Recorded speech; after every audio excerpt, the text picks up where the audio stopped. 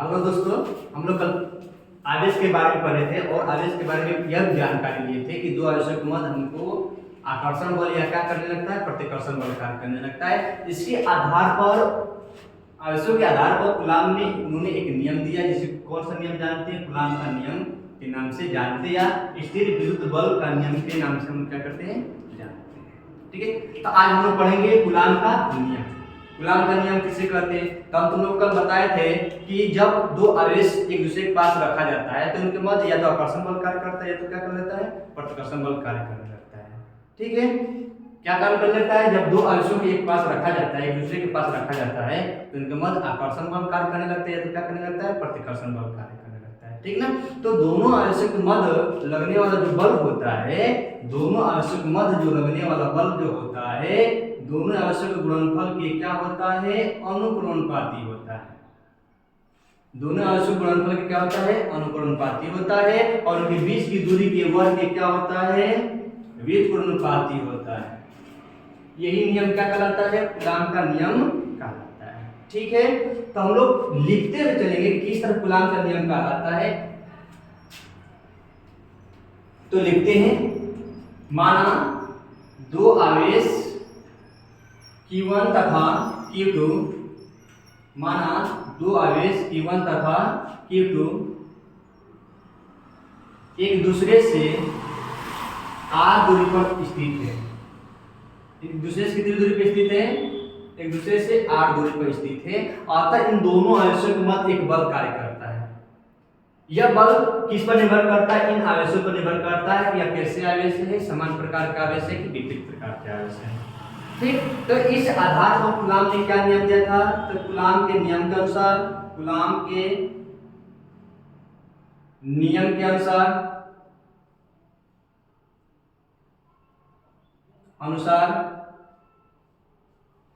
दो आवेशों के मध्य लगने वाला आकर्षण अथवा प्रतिकर्षण बल दोनों आवेशों के गुणनफल के अनुक्रमणुपाती होता है। दो आवेशों के मध्य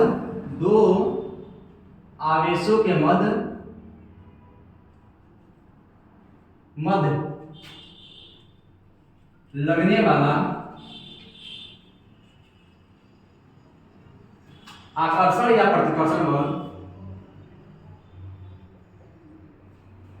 या प्रतिकर्षण बल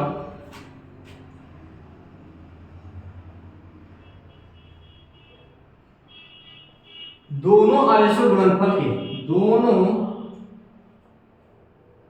आवेशों के गुणनफल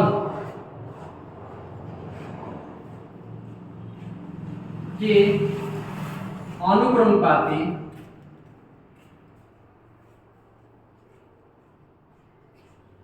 तथा उनके बीच की दूरी, जो इनके बीच की दूरी होती है उसके वर्ग की व्युत्क्रमानुपाती होती है, अर्थात उल्टा होता है। तथा उनके बीच की दूरी, उनके बीच की दूरी के वर्ग के व्युत्क्रमानुपाती होती है, व्युत्क्रमानुपाती होती है। यही नियम क्या कहलाता है? कूलाम का नियम कहलाता है। क्या नियम है? दो आवेशों के मध्य लगने वाला आकर्षण या प्रतिकर्षण बल दोनों आवेशों के गुणनफल के अनुक्रमणुपाती तथा उनके बीच की दूरी के वर्ग के क्या होता है, व्युत्क्रमानुपाती होता है। कहने का मतलब क्या? F in proportion then Q1 Q2 upon R square। क्या सूत्र होता है? F in proportional then Q1 Q2 बटे में क्या, R। ठीक है, समझ आया कूलाम का नियम क्या कहलाता है? कूलाम का नियम यही बोलता है कि जब हम दो आवेशों को एक दूसरे के समीप रखते हैं तो या तो उनके मध्य आकर्षण बल कार्य करता है या तो क्या करता है, प्रतिकर्षण बल कार्य करता है। यह बल जो होता है दोनों आवेशों के गुणनफल के अनुक्रमणुपाती, अर्थात इन दोनों आवेशों को बढ़ाएंगे तो बल का मान बढ़ेगा, अगर इनके बीच की दूरी को बढ़ाएंगे तो बल का मान घटेगा। ठीक है, और इनके बीच की दूरी को हम लोग क्या करते हैं, बढ़ाते हैं, तो इनके मध्य लगने वाला जो बल होता है वो क्या होने लगता है, घटने लगता है। ओके, ठीक है, समझ आया। अब चलते हम लोग इसका बोलता है कूलाम के नियम की उत्पत्ति कीजिए। कूलाम के नियम की उत्पत्ति कीजिए, समझते चलना। लिखेंगे कि माना दो आवेश, माना कूलाम के नियम की उत्पत्ति,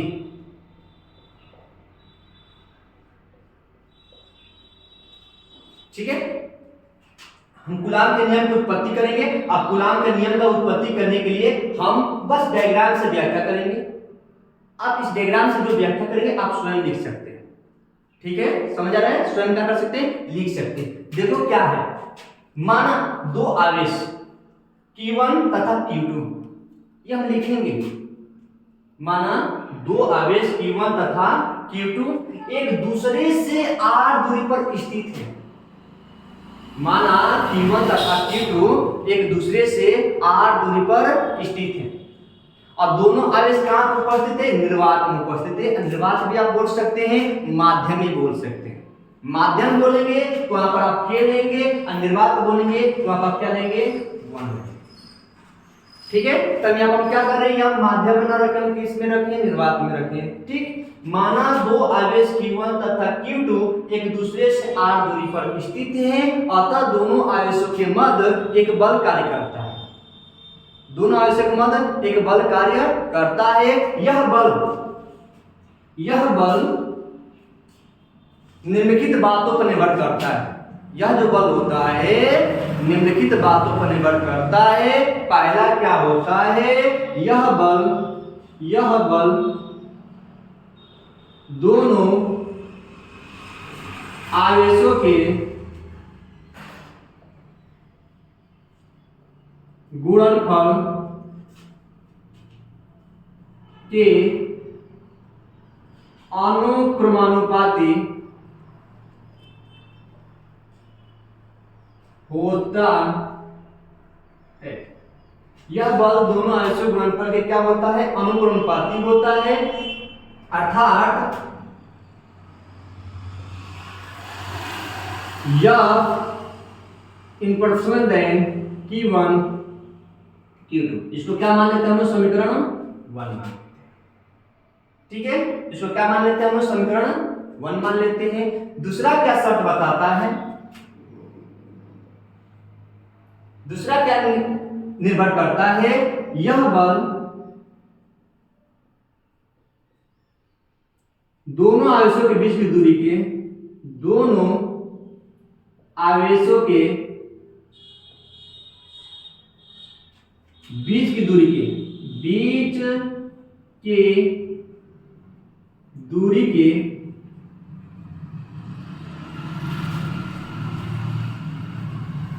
वर्ग के बीच अनुपाती होती है। वर्ग के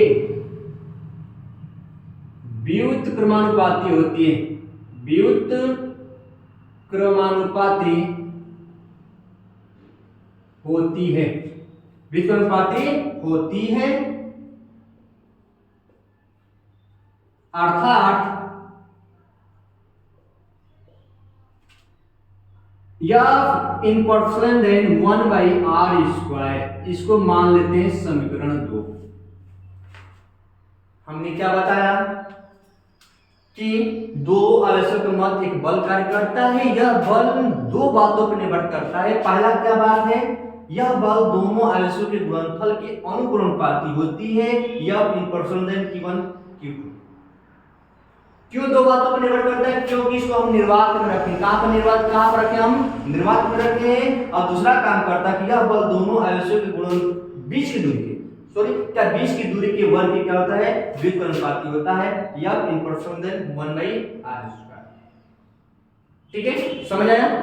अब हम क्या करते हैं, दोनों समीकरण से यहां पर समझते चलना, यहां पर समझते चलना दोनों समीकरण से, ठीक है। यहां पर समझ लेना, हम क्या लिखते हैं यहां पर, दोनों समीकरण से क्या हो जाएगा, दोनों समीकरण से दोनों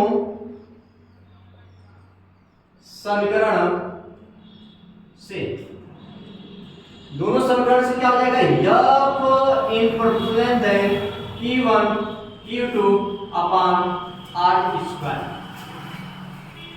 क्या हमने बताया, F in proportional then Q1 Q2 बटे में R स्क्वायर, या इन प्रोपोर्शनल देन को हटाएंगे या कुछ देगा तो F equal to K Q1 Q2 upon R square. F equal to K Q1 Q2 by R square, जहां K एक अनुक्रमानुपाती नियतांक है, अनुक्रमानुपाती नियतांक है।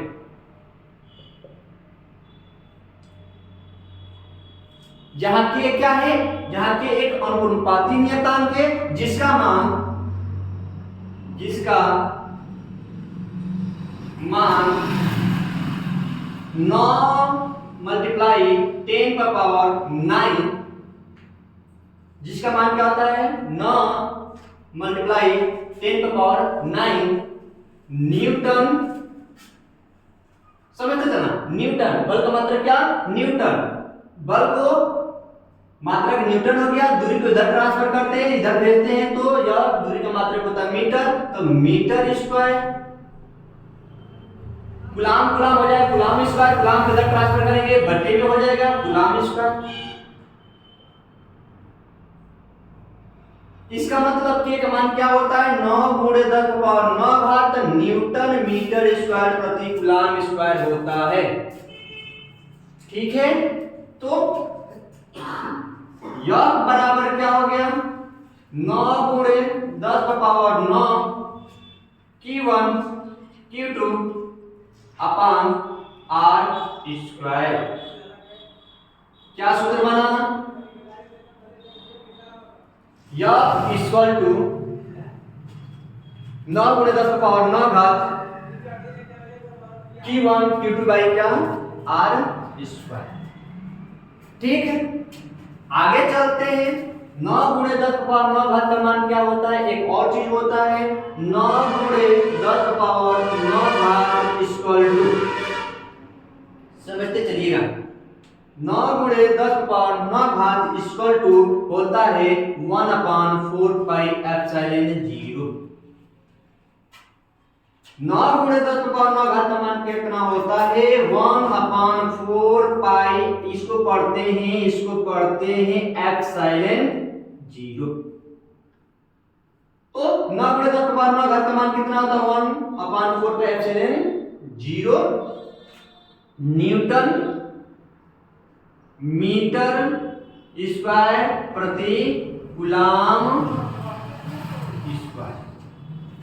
ठीक है, हम 9 गुणे 10 की पावर 9 घात की जगह हम लोग 1/4 पे एप्सिलॉन 0 भी लिख सकते हैं, अर्थात F equal to 1/4 pi epsilon 0 Q1 Q2 upon R square.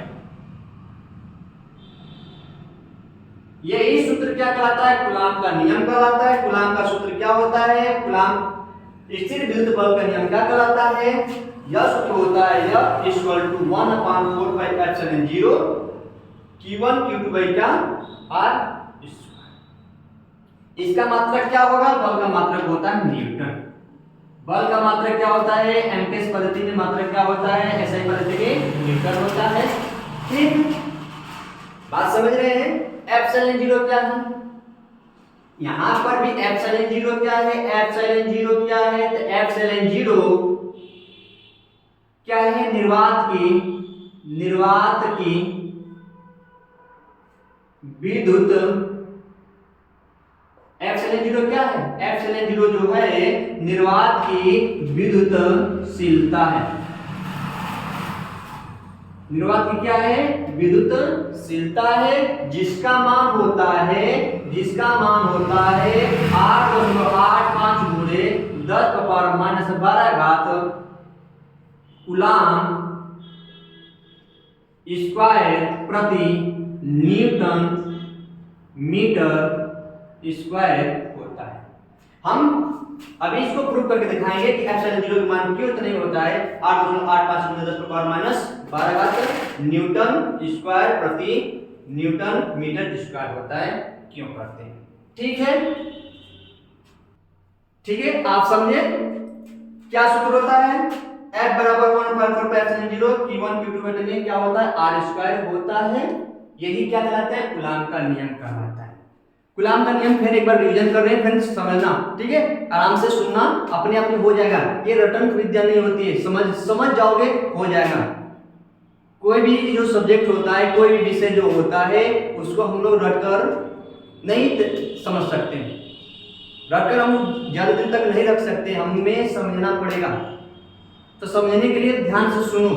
हमने क्या बताया कि जब दो आवेश, समझो यह दो आवेश है, समझ लेना, ये क्या है, यह दो आवेश है। अगर इन दोनों आवेशों को एक दूसरे के समीप लाते हैं, इसको ही लाकर यहाँ पर रख देते हैं, एक आवेश को दूसरे आवेश के पास रख देते हैं, तो इनके मध्य एक बल कार्य करने लगता है। इनके मध्य क्या करने लगता है, एक बल कार्य करने लगता है। और ये जो बल होता है निम्नलिखित बातों पर निर्भर करता है। क्या होता है, कूलाम के नियम के अनुसार दो आवेशों के मध्य लगने वाला आकर्षण या प्रतिकर्षण बल दोनों आवेशों के गुणनफल के अनुक्रमानुपाती तथा उनके बीच की दूरी के वर्ग के व्युत्क्रमानुपाती होती है। कहने का मतलब आवेश बढ़ाएंगे तो बल का मान बढ़ेगा, आवेश के बीच की दूरी बढ़ाएंगे तो बल का मान क्या होगा, घटेगा। व्युत्क्रम से होता उल्टा, बढ़ोगे घटेंगे, घटोगे तो बढ़ेंगे। समझ आए बात को, आगे चलते हैं। बोला है कूलाम के नियम की उत्पत्ति करके दिखाइए या प्रूव करके दिखाइए कि कूलाम का नियम होता है, सूत्र होता है F = 1/4πε0 Q1 Q2 बटे में R स्क्वायर होता है। तो इसको प्रूव करने के लिए देखो क्या करेंगे, हम पहले चित्र बनाएंगे। Q1 यहां पर लिख लो A और क्या यह B, ठीक है। माना दो आवेश, समझो उत्पत्ति में लिख रहे हैं, उत्पत्ति में समझना, हम चित्र से व्याख्या करेंगे, रट के नहीं व्याख्या कर सकते हैं। जब तक हमें समझ नहीं होगा तब तक हम लिख नहीं सकते। समझना, यहाँ पर चित्र में पूरा दिखाई दे रहा है। माना दो आवेश Q1 तथा Q2 निर्वात में बोल रहे हैं, माध्यम में नहीं, निर्वात में बोल रहे हैं, समझते चलना। निर्वात में एक दूसरे से r दूरी पर स्थित हैं, ठीक। और इन दोनों आवेशों के मध्य एक बल कार्य करता है जो निम्नलिखित बातों पर निर्भर करता है। वो क्या होता है, यह बल, पहला, यह बल दोनों आवेशों के गुणनफल के अनुक्रमानुपाती होती है, अर्थात F in proportional than Q1 into Q2। इसको हमने क्या मान लिया है, समीकरण 1 मान लिया है। दूसरा क्या शब्द बताता है, यह बल दोनों आवेशों के बीच की दूरी के वर्ग के व्युत्क्रमानुपाती होती है, अर्थात F in proportional than 1/r²। इसको मैंने मान लिया दूसरा समीकरण, ठीक है। समीकरण 1 और समीकरण 2 से, समीकरण 1 और समीकरण 2 के दोनों समीकरण से F in proportional than Q1 Q2 बटे में क्या, r²। जब इसको हटाते हैं तो इसके जगह पर ये रख देते हैं, तो F = K Q1 Q2 बटे में r², जहां K एक अनुक्रमानुपाती नियतांक है जिसका मान 9 × 10⁹ बल का मात्रक न्यूटन, दूरी का मात्रक मीटर स्क्वायर, अब कूलाम का मात्रक हो जाएगा कूलाम स्क्वायर। तो 9 × 10⁻⁹ न्यूटन मीटर स्क्वायर प्रति कूलाम स्क्वायर। तो F = 9 × 10⁹ Q1 Q2 बटे में r², ओके। और 9 × 10⁻⁹ का मान होता है 1/4πε0 न्यूटन मीटर स्क्वायर प्रति कूलाम स्क्वायर। तो क्या लिख देंगे, तो F = 1/4πε0, इसको पढ़ेंगे 1/4πε0 into Q1 Q2 बटे में r²। और बल का मात्रक क्या होता है, न्यूटन होता है। जहां एप्सिलॉन 0 क्या है? एप्सिलॉन 0 निर्वात की विद्युतशीलता है। निर्वात की क्या है? विद्युतशीलता है, जिसका मान होता है 8.85 मल्टीप्लाई 10⁻⁻12 कूलाम स्क्वायर प्रति न्यूटन मीटर स्क्वायर। ठीक है, समझ आया? ये क्या है? कूलाम का नियम है, अच्छे से समझ आया? ठीक है, ओके बाय। फिर हम अगला चैप्टर लेके चलेंगे।